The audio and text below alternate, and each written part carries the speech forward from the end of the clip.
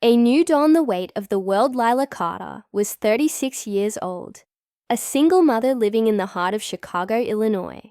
Her life revolved around her two sons, Ethan, age 10, and Caleb, just 6. They were her light in a world that often felt shrouded in darkness. Their laughter filled the cramped, one-bedroom apartment they called home, a place where peeling paint and flickering lights were as familiar as the love they shared. Lila lived for her boys, her every breath a testament to her devotion. Without them, she often thought, there would be no reason to keep going. But life had never been gentle with Lila. Her father passed when she was a teenager, leaving her to navigate a world that seemed to take more than it gave. Growing up in foster care, she learned early to rely on herself. When she met Daniel at 25, she dared to dream of a stable, happy life. They married, and for a fleeting moment, it seemed like the pieces of her broken past might finally fit together. Ethan came first, then Caleb, and Lila poured her heart into building a family. But Daniel wasn't the man she hoped he'd be. When Caleb was barely a year old, Daniel left without a word. No note, no call, no support. He vanished, leaving Lila to raise their sons alone. Lila was resilient though. She had to be. With no family to lean on, and no savings to cushion the blow, she clawed her way through each day. Her apartment was modest, the rent a constant weight on her shoulders. Every month, she scraped together just enough to keep the lights on and food on the table. College had never been an option. She dropped out of high school to work and never went back. Her choices were limited, but she found work as a delivery driver for a local courier service. The van wasn't hers. She leased it, another expense that ate into her earnings before she even started her shift. She drove through Chicago's bustling streets, navigating traffic, snow, and exhaustion. Some days, her body ached from long hours behind the wheel. Other days, her heart ached from the weight of her responsibilities. Customers could be kind, tipping generously with a smile, but others were curt, dismissive, or worse. They'd argue over fees or claim they'd already paid. Still, Lila pressed on. She drove through rain, through fatigue, through moments when tears blurred her vision. She drove because Ethan needed new shoes, because Caleb deserved a warm coat, because the rent was due, and because her boys depended on her. At night, when the city quieted and her sons slept, Lila would sit by their bedside. Ethan, with his serious eyes, dreamed of becoming an astronaut. Caleb, with his infectious giggle, wanted to be a superhero. She'd watch them sleep, their small chests rising and falling, and whisper promises she wasn't sure she could keep. "I'll give you a better life," she'd say softly, brushing their hair from their foreheads. "I won't let you down."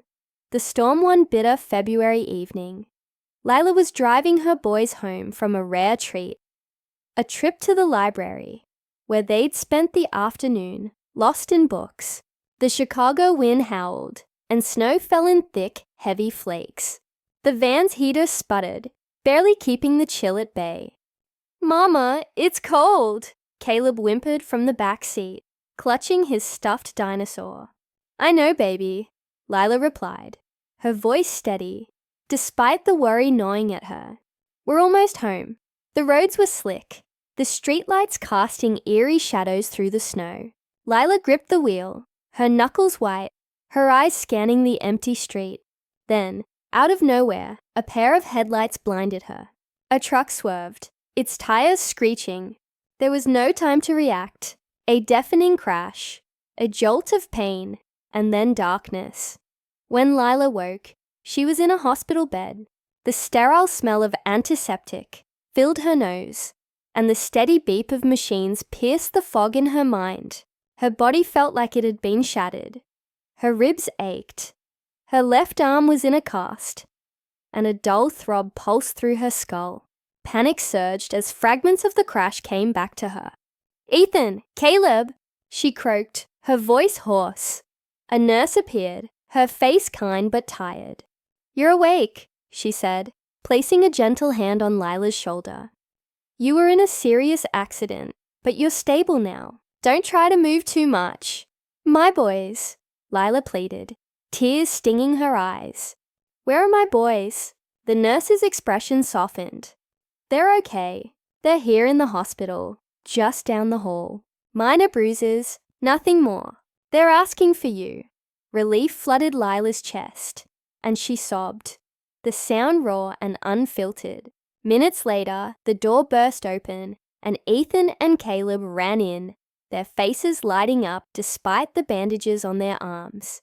Mama, they cried, climbing onto the bed. Lila held them as tightly as her broken body allowed, kissing their heads, whispering their names like a prayer.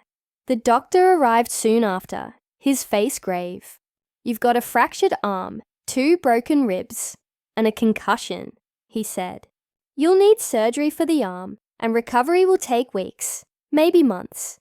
You can't work during that time." Lila's heart sank. "But I have to work," she said, her voice trembling. "I have bills, rent, my kids." The doctor shook his head. "Rest is non-negotiable. If you push yourself, you'll make it worse." Then came the worst news. The van, her lifeline to income, was totaled. The leasing company demanded $12,000 for the damage. Lila had less than $200 in her bank account. She buried her face in her hands, her boys clinging to her, their small voices asking why she was crying. "It's okay," she lied, her voice breaking. "Mama's just tired." A spark of hope. The days that followed were a blur of pain and worry. Lila lay in her hospital bed, her mind racing with questions she couldn't answer. How would she pay rent? How would she feed her boys? How could she start over with nothing? But then, something unexpected happened. A nurse, who'd overheard Lila's story from a coworker, shared it on a local community forum. The post spread like wildfire across social media, amplified by strangers who were moved by the tale of a mother who fought so hard for her children. People began donating, small amounts at first, $5 here, $10 there. A local news outlet picked up the story, and soon, Lila's face was on screens across Chicago. Her strength and struggle laid bare for the world to see. One evening, as Lila sat with Ethan and Caleb, reading them a story from a library book they'd managed to keep after the crash, her phone rang. The voice on the other end was warm but unfamiliar. "My name is Marcus," the man said. "I read about you and your boys. I want to help." Lila's guard went up. "Who are you? Why would you want to help us?" "You'll see," Marcus replied. "Just trust me for now." 2 days later, a group of people arrived at the hospital. They brought blankets, toys for the boys, and a basket of groceries. Marcus was among them, a man in his late 30s, with a quiet confidence and eyes that seemed to carry their own story. He sat beside Lila's bed and smiled.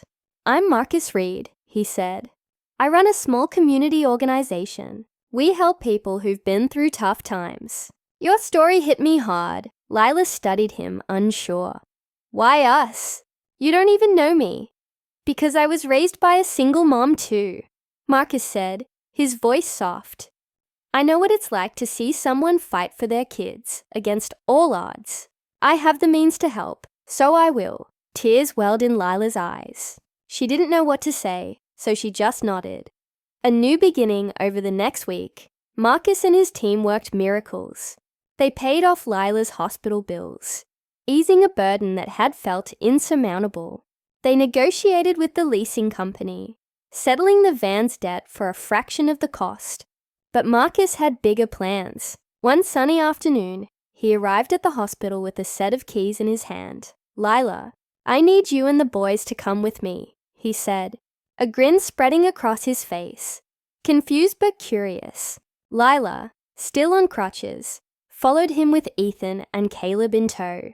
They drove to a quiet neighborhood on the edge of the city, where tree-lined streets and cozy homes replaced the concrete jungle of their old apartment.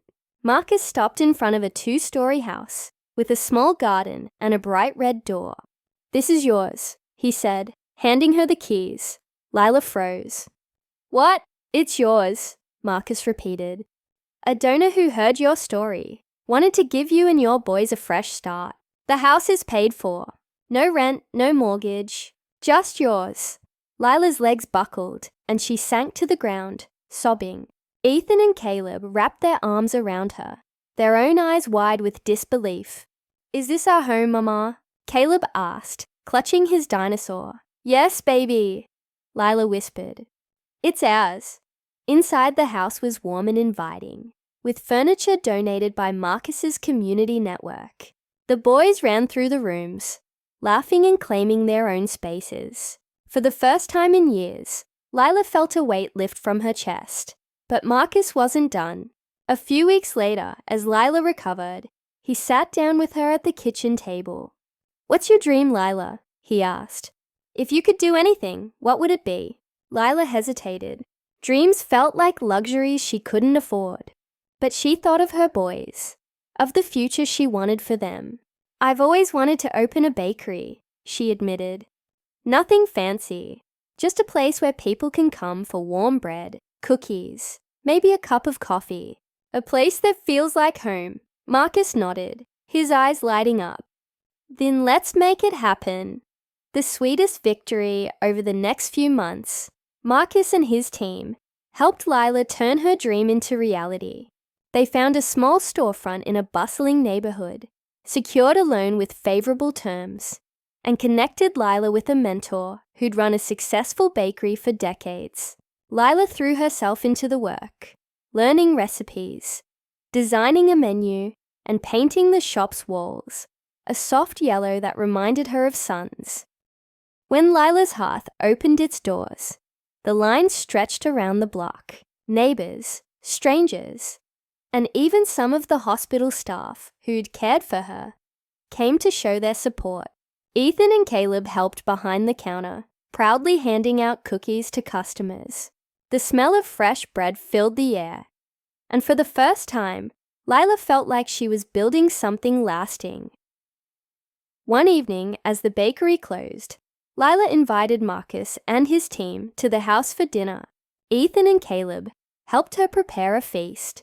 Roast chicken, mashed potatoes, and a tray of her signature cinnamon rolls. Ethan set the table with care, while Caleb drew a card that read, "Thank you for giving us a home."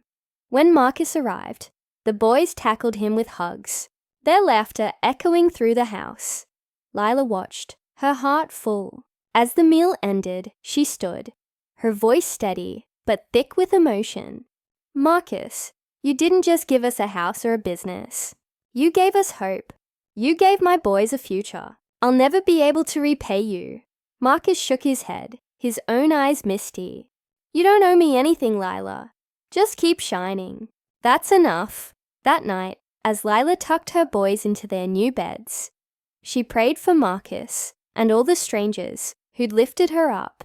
She prayed for strength to keep going, for her boys to grow up knowing they were loved, and for a world where kindness could change lives. A life rebuilt today.